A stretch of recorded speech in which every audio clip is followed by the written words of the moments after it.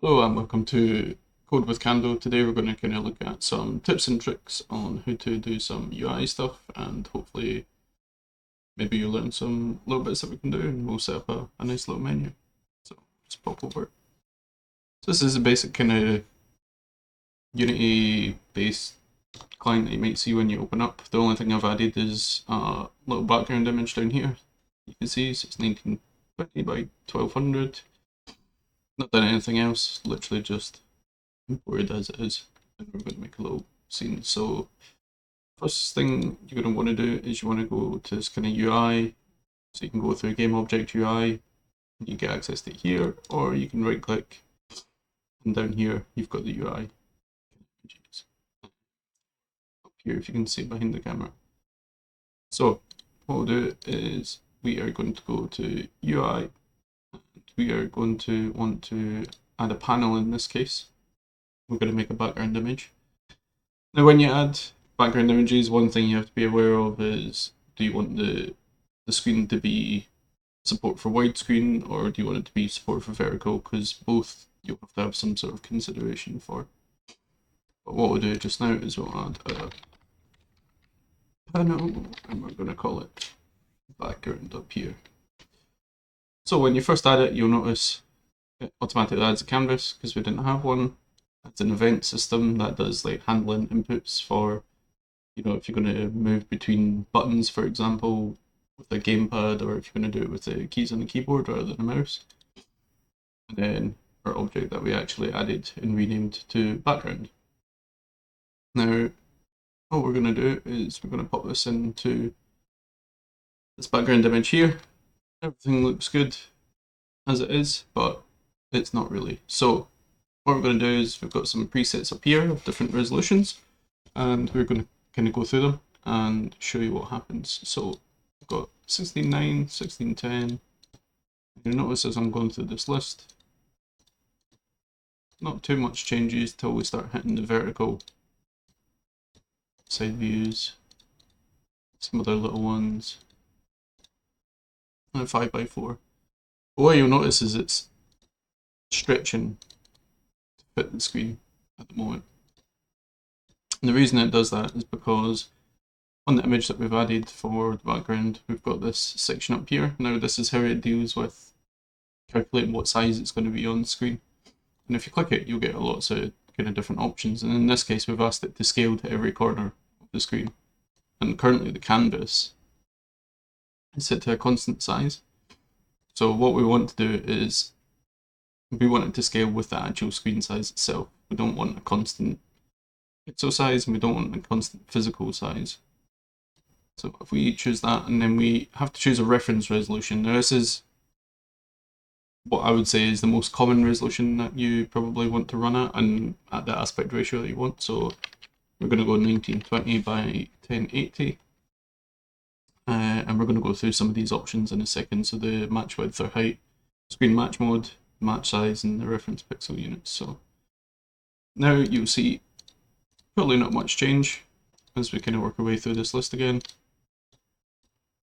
Everything kind of looks similar as to what it did before.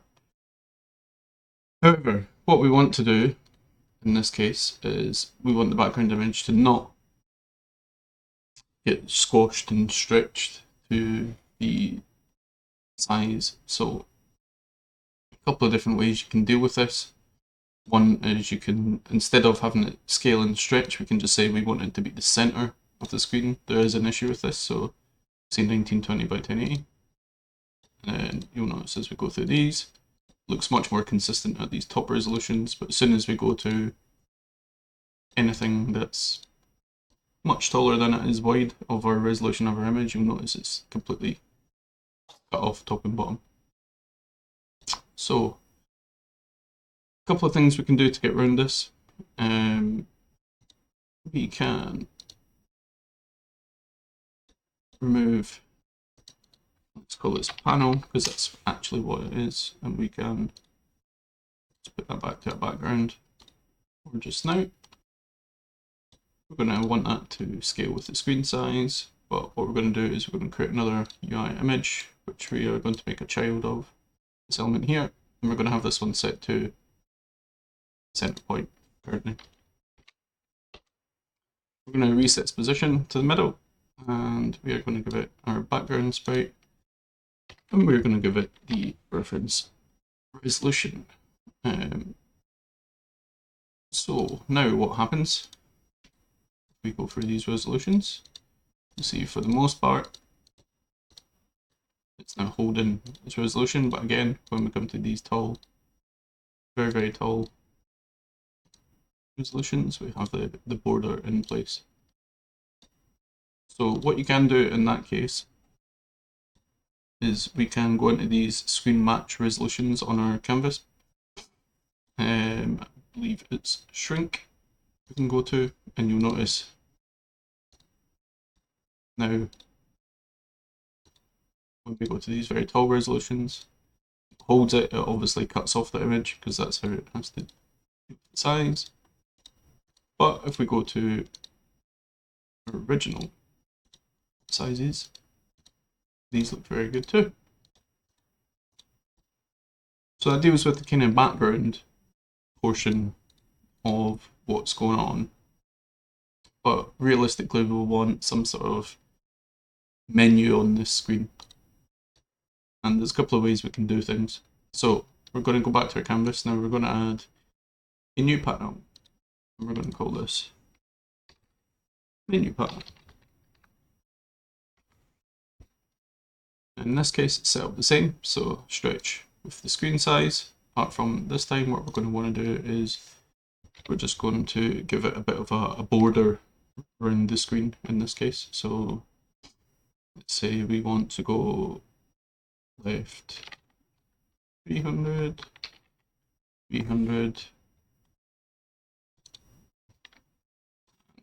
Instead of being so bright, we're going to darken it right down, just so we're kind of getting this kind of main middle panel. So what we can do, again, if we look through these resolutions, when working on UI, you definitely want to be consistently flipping through resolutions.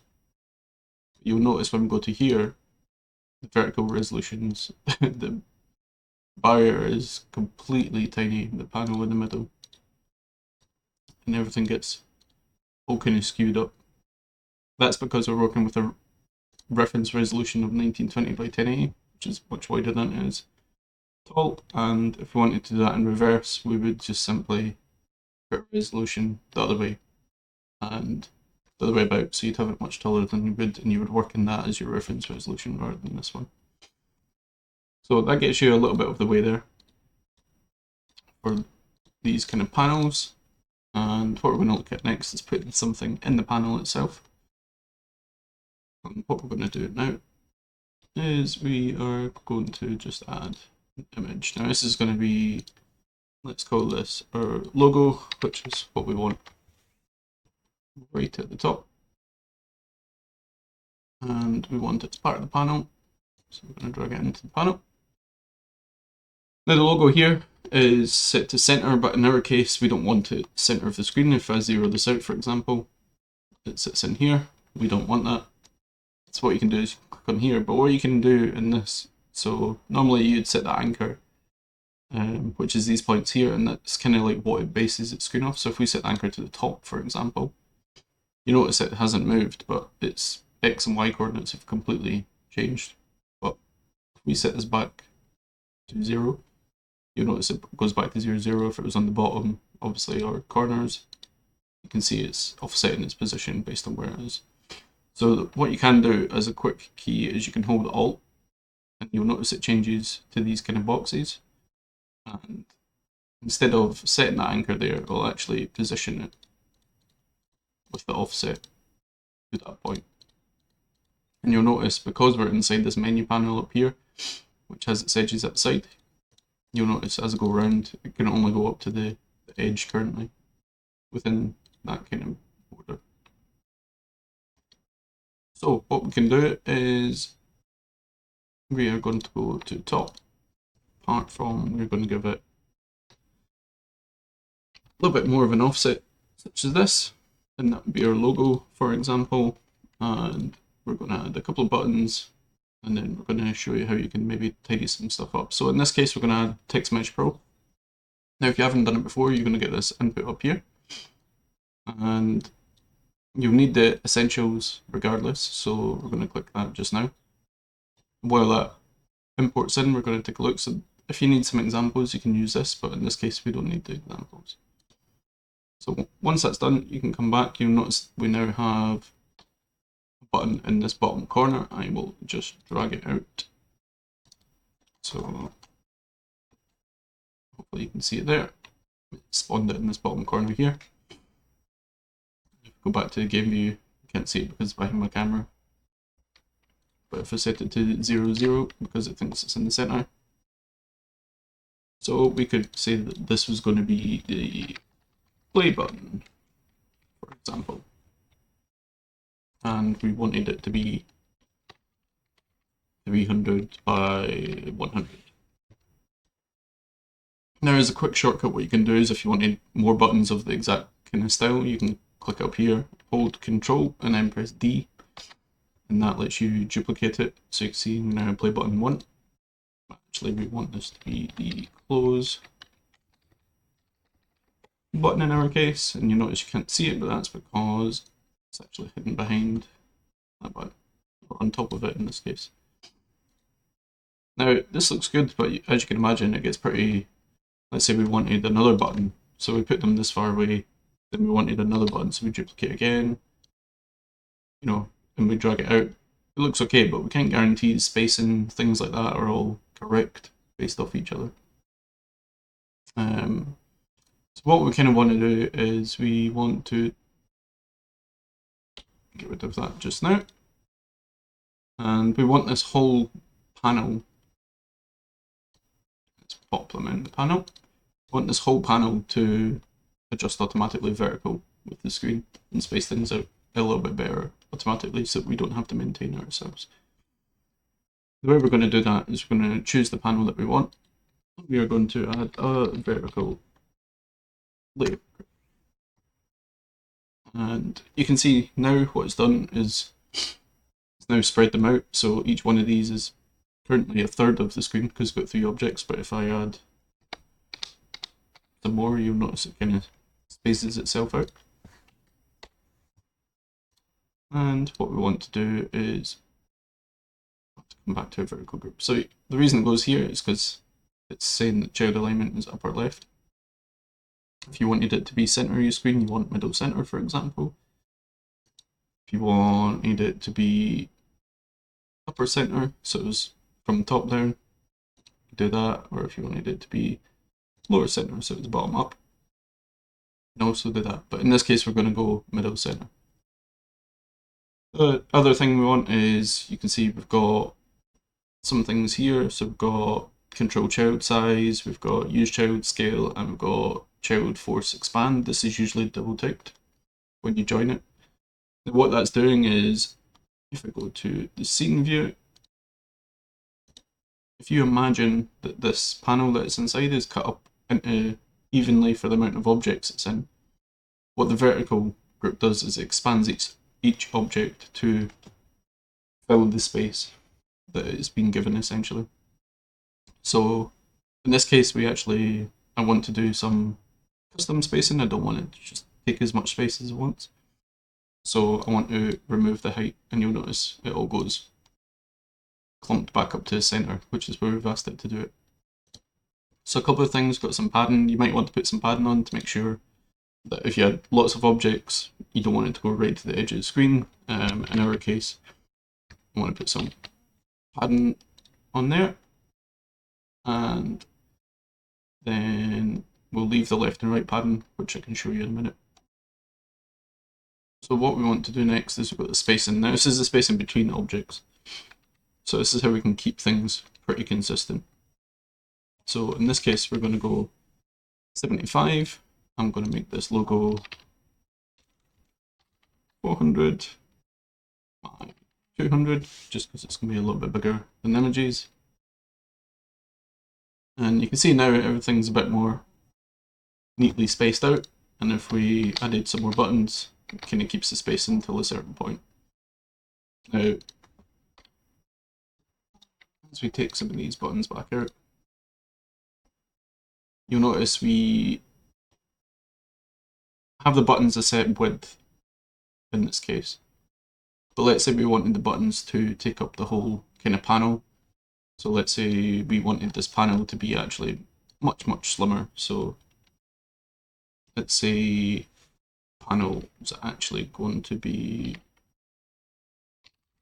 500 from the side. And what we want is we wanted everything to kind of take up the full width of this panel to give us a kind of menu. So we would go to a vertical layout group and then we would say control the child size. We want the width to be controlled. So now this vertical layout group is controlling the width of all these child elements.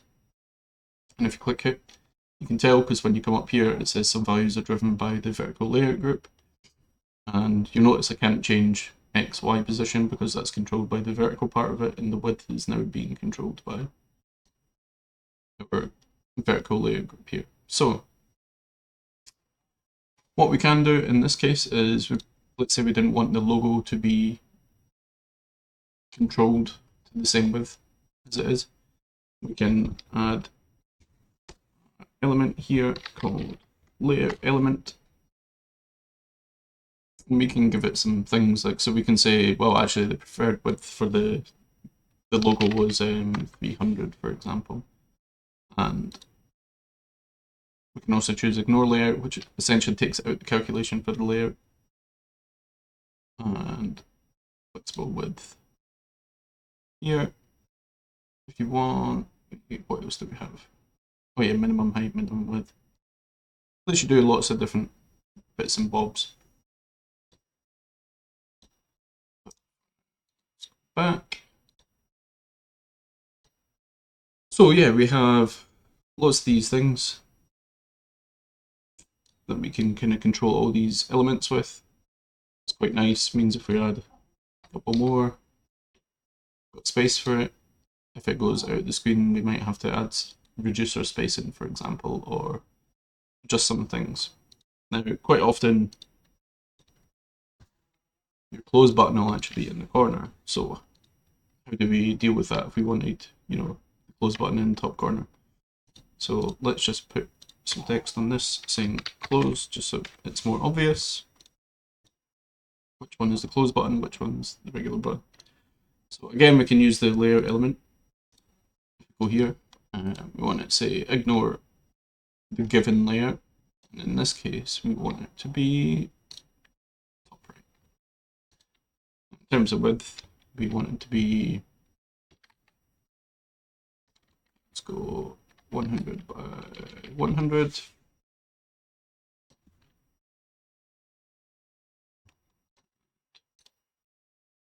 We set it to 0 and then we use our Alt to set it to a corner. That gives us kind of close and means that this element down here for all the kind of vertical part of it is not affected. For example, we add more buttons again, it will expand. So hopefully that gives you a kind of brief overview of how you can kind of expand, shrink, deal with different resolutions, all these kind of things that you want to deal with in Unity itself. And for another video, might end up doing some, showing you how to do some UI animations, etc. Or if there's anything else you want, just put it in the comments below. Hopefully I can provide some more advanced details. This is kind of just a quick overview of things that can go on. And I will see you next time. Ciao.